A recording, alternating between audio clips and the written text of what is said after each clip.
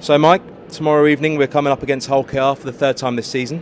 But just before we talk about that, now that the dust has settled, is there anything we can take out of last week's game at Lee moving forward? Or is this a game you just want to close the book on? Yeah, just close the book on it really. We've done our fix-ups and whatnot.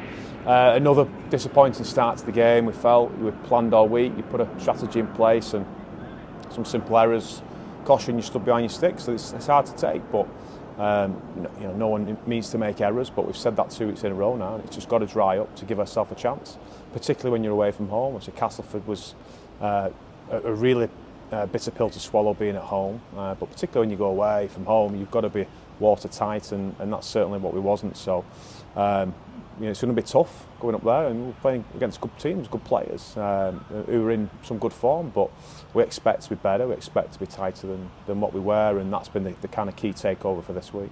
Cool. And moving on to tomorrow evening's opponent, obviously we've played them twice already this season, with both the results not going our way.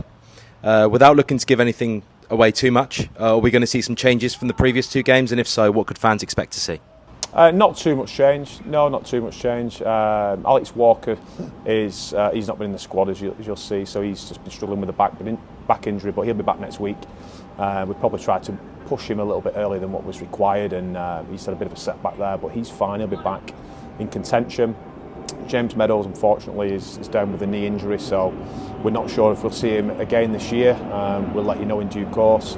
Jordan Williams, similar, picked up a bit of a knee injury. Still early days on that one yet. We're not quite sure the turnaround. Not catastrophic, but obviously we won't be seeing him in the near future. So those blokes are out of the squad and out the reckoning for those reasons. And it'll be very similar to what you saw last week.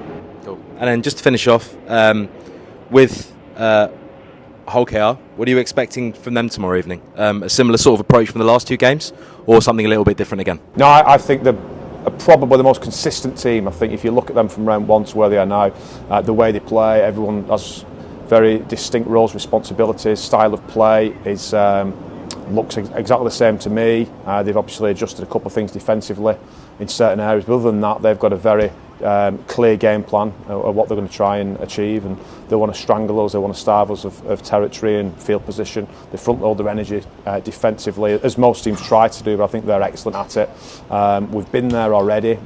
They've done a big number on us twice, home and away, so we're hopeful we'll be much better than those performances. But yeah, they're a good team. They're third in the league, I believe, at the minute, and they deserve to be as well. So they're going well at the minute, Hull KR. But in terms of us, we've looked at them, we have, but it's more about a bit of a cliche, but more about us really. When you're getting beat and when confidence has been knocked, it's about just trying to control the things that we can control, not look too much at the opposition. That's what we've done this week.